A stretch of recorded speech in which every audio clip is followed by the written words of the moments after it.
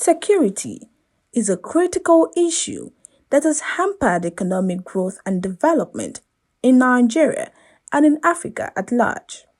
Nigeria, which is perceived as the giant of Africa, has witnessed varying cases of insecurity, ranging from activities of Fulani herdsmen, Boko Haram insurgencies, armed robbery attacks, kidnapping, political and religious crises, murder, destruction of oil facilities in Niger Delta, child abduction, and trafficking, amongst others.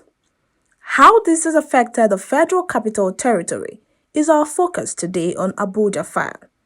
Brigadier General Saleh Bala, who is our guest today, is a retired officer of the Nigerian Army. He is currently the president and founder of the WhiteInk Institute for Strategic Education and Research, WISER. And our topic today is National Security with focus on the FCT.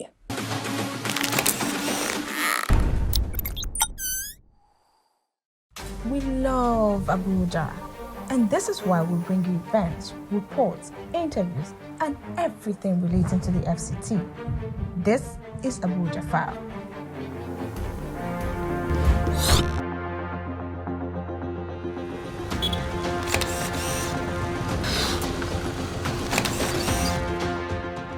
Standing before you today to accept the nomination of our party.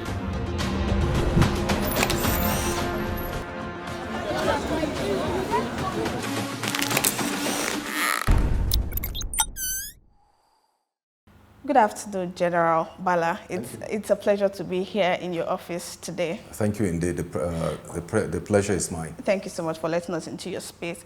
One conversation that has been in the front burner of our national dailies and every single day is the stories of insecurity in Nigeria.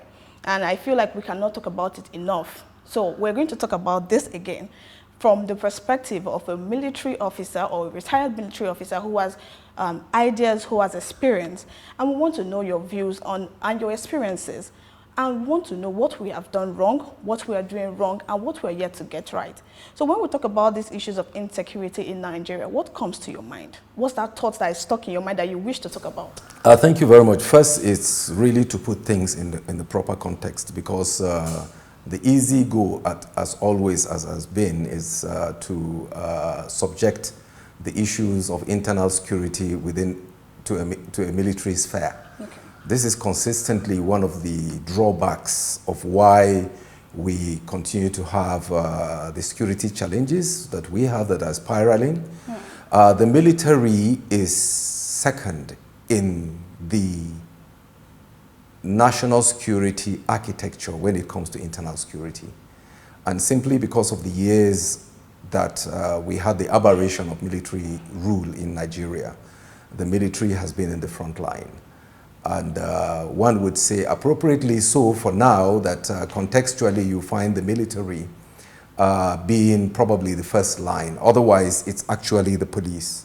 And why you have the military always forward that even in cases like this, the first point of contact and preference is always to speak to a military officer about internal operations is for the fact that we have neglected the police and the proper architecture for internal security so much that the kind of threats that we have are military-grade threats. Otherwise, it is very, very important to remind ourselves that internal security is very much within the domain of the national police.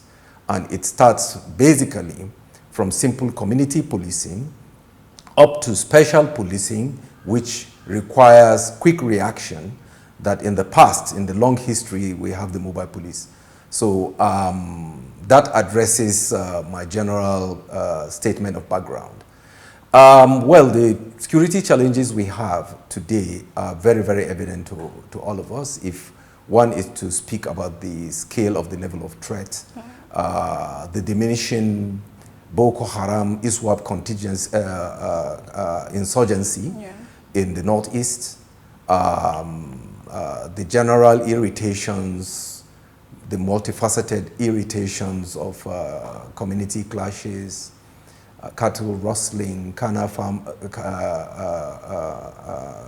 herder-farmer conflicts, kidnapping for ransom, and all the kind of threats, community and land disputes in the southwest, and the so-called revisionist insurrections in the southwest, typically called the successionist movements of IPOB and of its recent military wing, the ESN, and the long but contemporary irritations in the Niger Delta region, the militancy around oil exploration and exploitation. So basically, yes, it is a consistent concern, and it is a shame that one cares about the internal lack of peace and stability. But one would not, for finding excuse, extend it that across the world we are seeing a state of instability, conflicts, wars across. All right. In your speech, you made mention of insecurity in the northwest, northeast, southeast, and all of that. But let's bring it down to here in the FCT. Yes.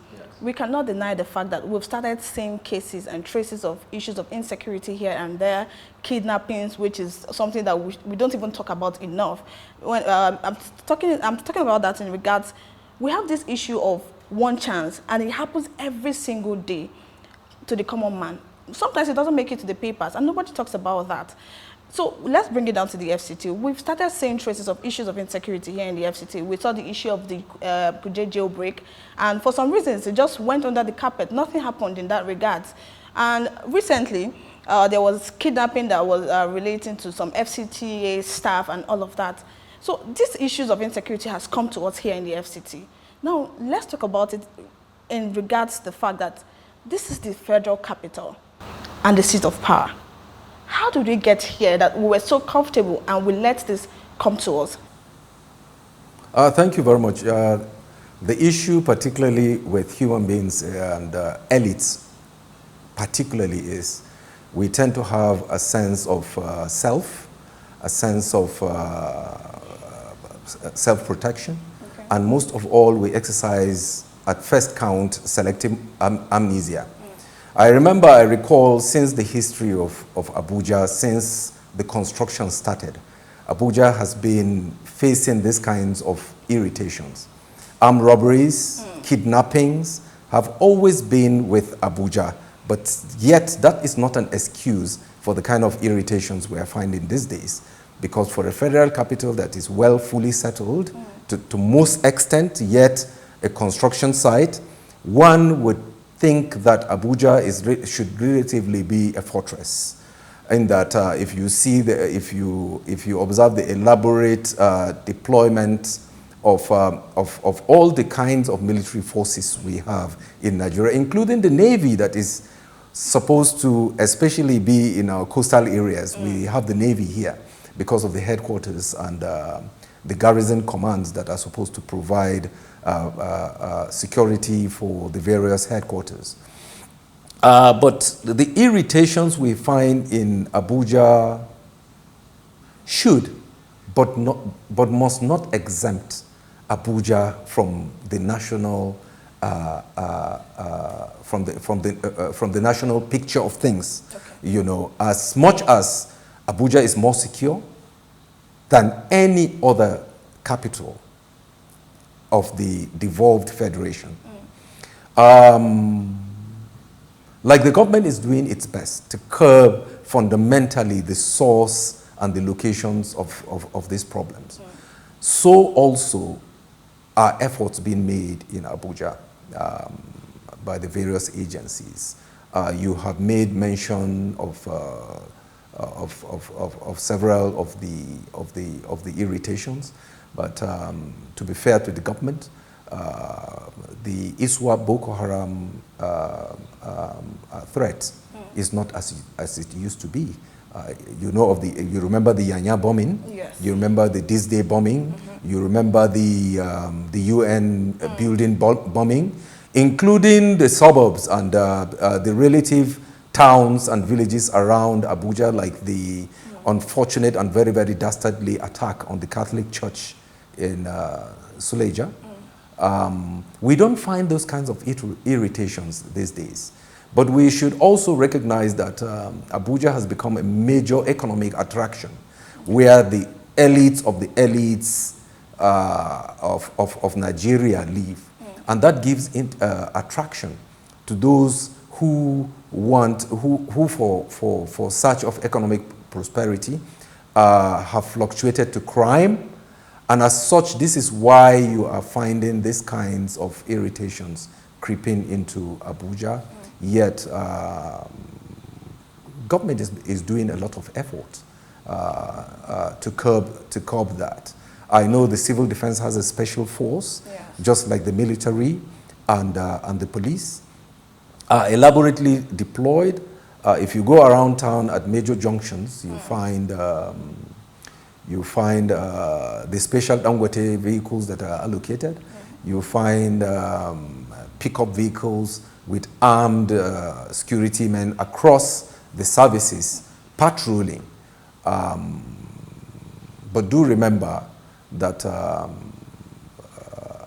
criminals, you know, are as very versatile and as they may wish to perpetrate their criminality.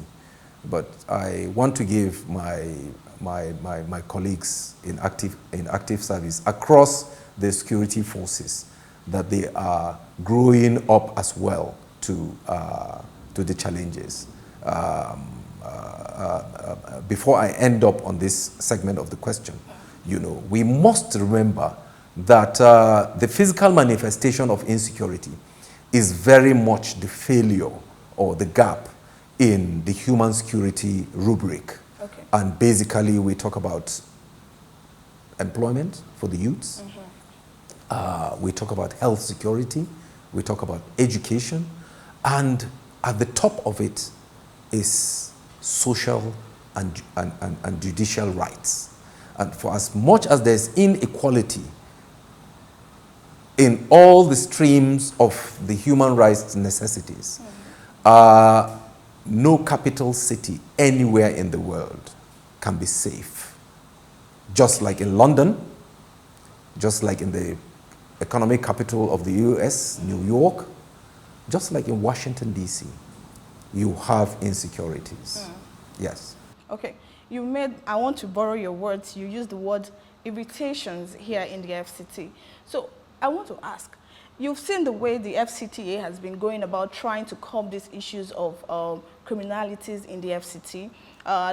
Before or earlier, I know the process is still ongoing, it was stopping of bikes in the federal capital. And most times, their bikes were taken away. Because you made mention of the fact that one of the issues is the breach in gap, which you talked about, unemployment and all of that. So that makes them unemployed. Then recently, I think last week, I reported the issues of demolitions in some places in Abuja, and specifically in Gishiri, where almost 500 houses were destroyed, and those people were rendered homeless. And all of this, they say, is in order to curb insecurity. But don't you think this is making it, or this is going to make it worse? And how do we now fix this? I tend to view things from a very, very strategic point of view, you know, from a grand strategic point of view. We have a default position as Nigerians to always focus on the federal government. Then you ask, what are the state governments doing wrong that is causing the internal migration of their citizens to the federal center? Okay. Abuja, which makes it really not an industrial city, you know, but a government city that was actually designed, listen to this, that was actually designed to house only 500,000 people. Simply because Abuja was supposed to be, is supposed to be the administrative capital of Nigeria. So you then ask, what went wrong with the federal system such that You have growing suburbs around Abuja that have become urban slums. And Abuja has actually become the attraction because of an imagined elite economic hub for where there is really no tangible system of production other than a patronage system that attracts even state governors. It is evidential that a preponderance of the executives of our various states spend most of their time in Abuja because of the attraction. And this is why the common people around Nigeria have found Abuja as the center of attraction for economic benefits. Abuja was supposed to be served primarily by buses, by trains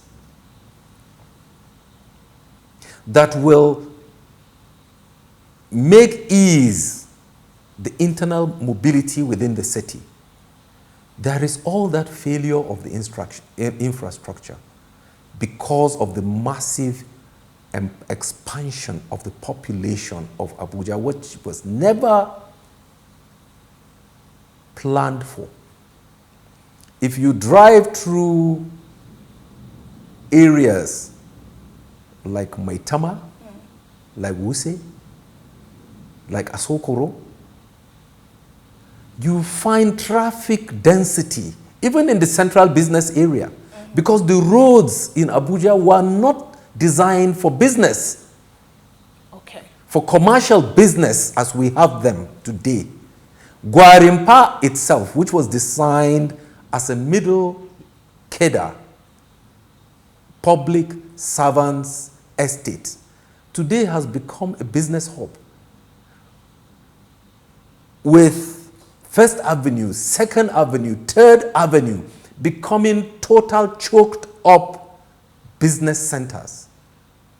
Only 3 weeks ago, there was a riot and a fight between so-called indigenes and settlers. So these are lots of situations where the failure of policy and government, and also the very failure of the politics of our federated states, that has made Abuja the attraction for all, because states have really failed. In Nigeria, you can, without attribution, you can only mention 2 states that are working. And in this is why, if my consultancy will be paid to do a numerical enumeration of people of states that have migrated into Abuja, you will find out that the people of these states that I'm not mentioning are the fewest in Abuja, other than others that are seeking economic prosperity in Abuja.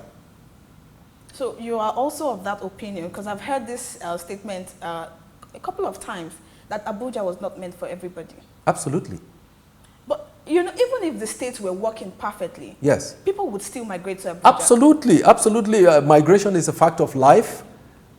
Migration is a fact of life, but migration into cities that are purpose-built, okay, are meant to support the very primary function of those states, of those cities. And their expansion is always planned and graduated. Okay. But in Abuja, it isn't. In Abuja, it isn't. People flock into Abuja for several kinds of opportunities. Indeed, yes, to feed into the unplanned, undue expansion of Abuja, of which will be very, very difficult to reverse, except if the states will get back to the proper track of administration, so that urban-rural migration can be curtailed, as well as state capital to federal capital migration will further be curtailed.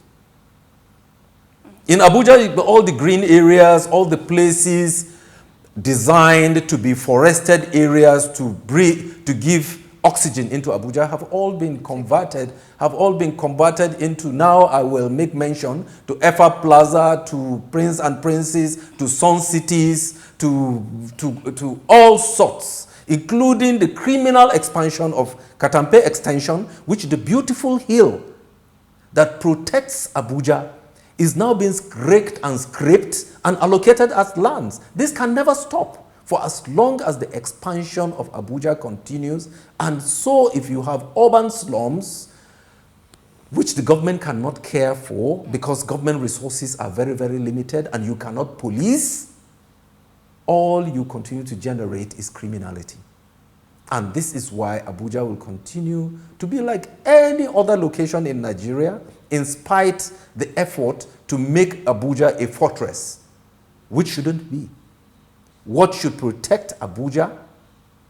It is human security deployments rather than military deployments.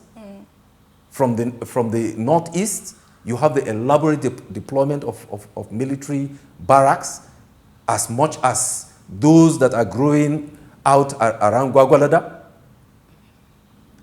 If you are coming from Kaduna, there's also a elaborate military deployment.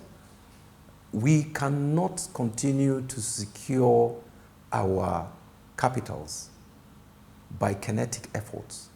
Just like the easy reach of state governments as well, is to request for military barracks, which they even donate, to be deployed within their states. So at this point, we know that it has gotten to the point where we just made mention, people are taking some areas, turning it to suburbs and shanties and all of that. At this point, as I don't know how much you think it has grown, but do you think it can still be curtailed?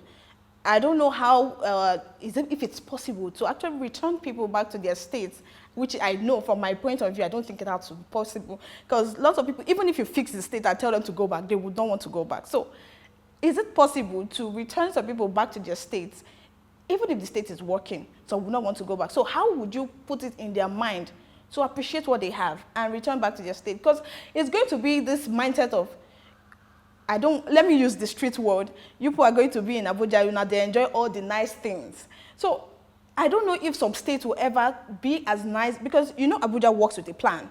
We have the master plan that we're supposed to be working with.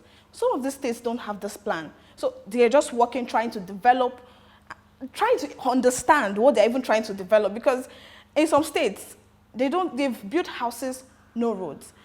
And most of these people claim that this is our land.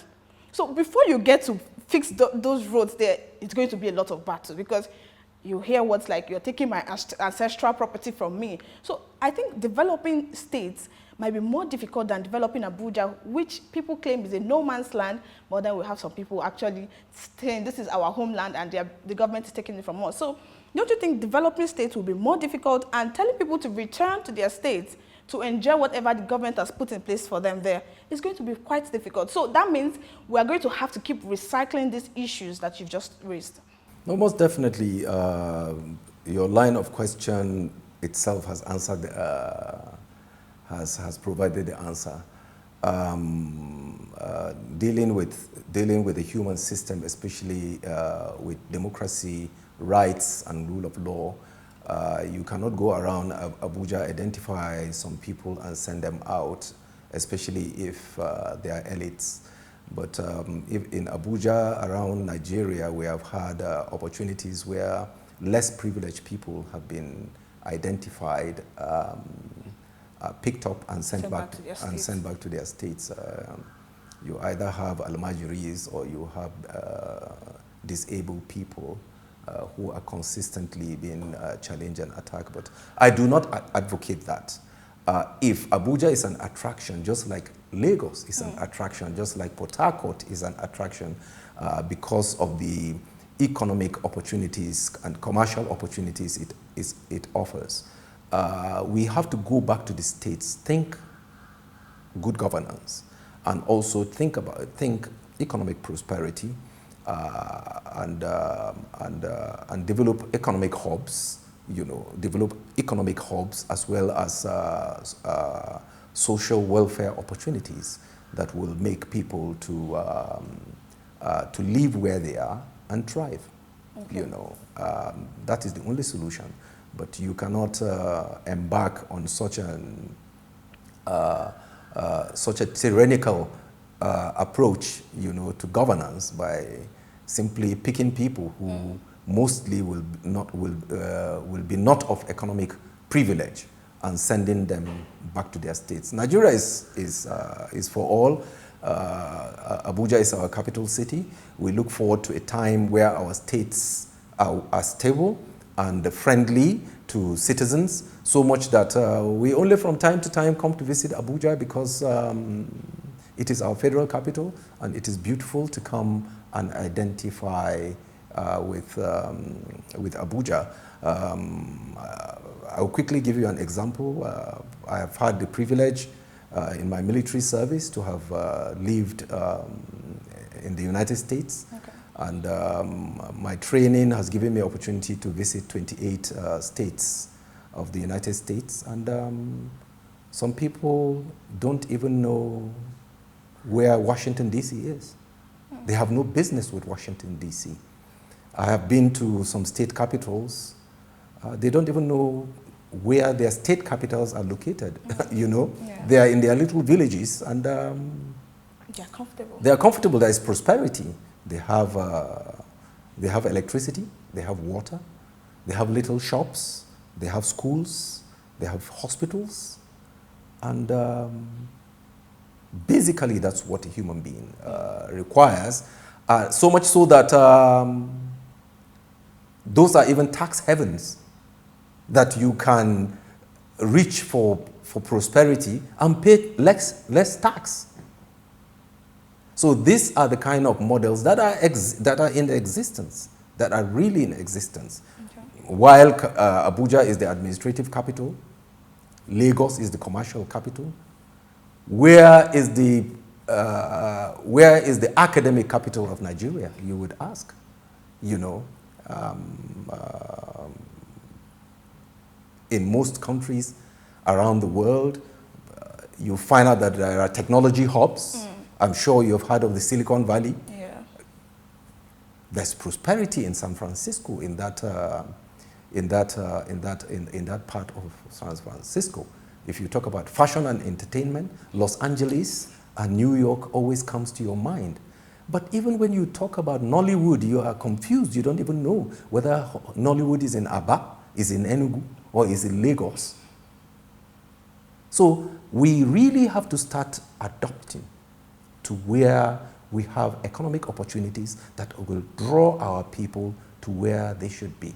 For some reasons that are of interest absolutely, to them. Because basically, in human essence, the essence of living is to be able to have some economic power. Okay. And then for your own health and well-being. All right. In your earlier speech, you made mention of the fact that we should focus on the police and community policing. Absolutely. Which has been ruled out of the conversation multiple times. Absolutely. So what you're trying to say is, without that being fixed, these issues of insecurity might not come to an end soon. Absolutely. Law enforcement is very, very important, and which has no substitute. The military can never be the substitute for the police, because the military is not trained, adopted, and constitutionally prescribed to do internal security. And this is why you have the several challenges. And this is why the number of the armed forces, total number of the armed forces of Nigeria, Navy, Air Force, and the Army, are even less than the total number of policemen that you have. Yet, we have serious ineffect of policing in Nigeria. For as much as we have even adopted paramilitary services to add to policing. I always have this argument, you know, whenever I speak, like I'm going to express it now, that you'll be told that Nigeria is under-policed. That's not true, because the Nigeria police is about 400,000. Yeah. And the UNDP prescription is 446, one policeman to 446 citizens. If you do the calculation, you will find out that in Nigeria, it is one policeman to 600 to about 600 citizens, which is very, very, very far. Which is very, very fantastic. But the issue is, for each of that one policeman, he has to be supported by a force multiplier, which is his mobility, his communication, and his self-protection. How much of that do you find in our police? And aside that, the deployment of the police itself. We did a rough calculation of how many policemen are deployed actually to personal protection of elites, be it from the presidents, from the president down to chairman of local government, to heads of parastatals and members of their families. Out of about the 400, so to speak, more than 200 of those are deployed for such kind of duties. So, it is not a question of under-policing, but misappropriation of police resources that we have. So in the situation whereby, like you said, this is not the military's war, let me put it that way. Yes. So what will the military be doing? The military will be doing territorial defense, like it is doing. The police, the military is all over the boundaries of Nigeria. You are well aware that let me speak about the land forces, which is my specialization, which in fact is the force that holds the ground. It shouldn't surprise you that the total number of the army of Nigeria is under 200,000. Okay. Under 200,000. They are in the northeast, they are in the north central, they are in the northwest, they are in the southwest, they are in the southeast, they are in the south-south. And of these 200,000, there are officers who don't fight. There are clerks and administrative staffs in headquarters. There are also logisticians who support the fight. So you can as well imagine how many are fighting forces that you evidently see everywhere. That number of the fighting forces could be about 120,000.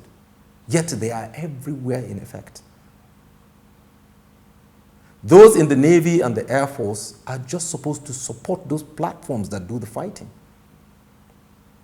So the question is, and the solution is, particularly that we're in a transition period, the incoming government really has to make a decision about the unnecessary ostentatious deployment of police in a misappropriation of protection of elites. Policemen with AK-47s, police women with pistols, carrying handbags and umbrellas. That is not their responsibility. True. That is absolutely not their responsibility. And unless we adapt ourselves to that, you don't find beats.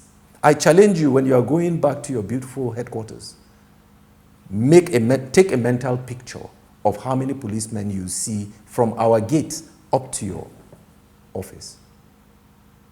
You don't find that in London, aside the elaborate deployment of CCTVs that force multiply the police. So this is how policing is deployed, especially in the modern days. From the human to the technological.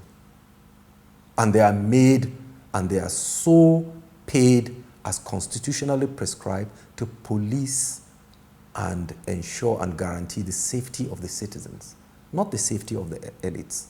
Because once the citizens are protected and made safe, it translates to the fact that the number of elites are as well calculated. I gave you a UNDP ratio. Yes. It did not come down to segregating the 446 number as to who is important and who is not important. Those important, we the elites, and those not important, my parents, are all factored in the number, and that should be the political thinking and the command direction of the leadership that makes up the driving force of the police. Thank you so much. It's been amazing talking to you. I'm very sure that I know I've learned a lot. I'm very sure our viewers too have learned or grabbed something from everything that you've said so far. But before I go, I want to get your thoughts and your advice in regards to this issue of one chance here in the FCT. How do we stay safe out there? The advisories on how to stay safe has been shared across, from the Department of State Service to the civil defense and primarily the police.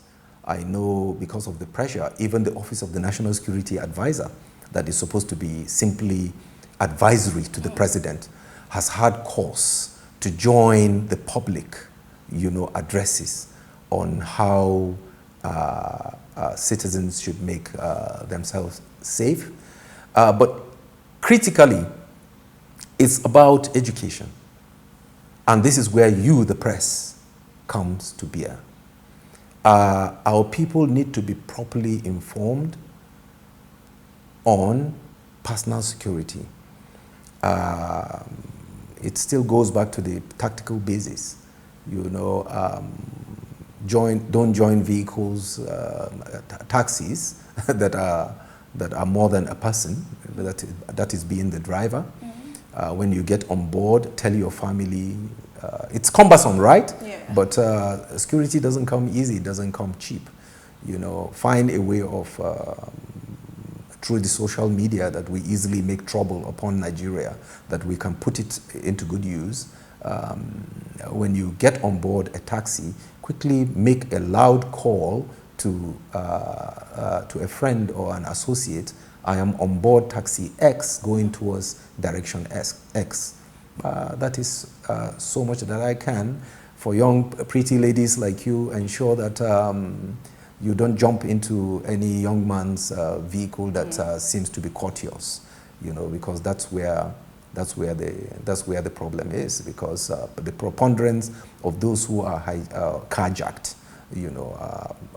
are young innocent ladies who are trying to get to destinations. We can make a whole class lesson on kidnapping and carjacking, but it is only to an extent. Thank you very much. Thank you so much for talking to me. Thank Yes. you so much. It's been amazing listening to you and picking from your well of knowledge. Yes. Thank you. Yes. All right, well, that will come to the end of ABUJA 5 for today, and I hope you learned something. Remember to stay safe out there. Till I come your way next time, I am Sandra Ago. Bye for now.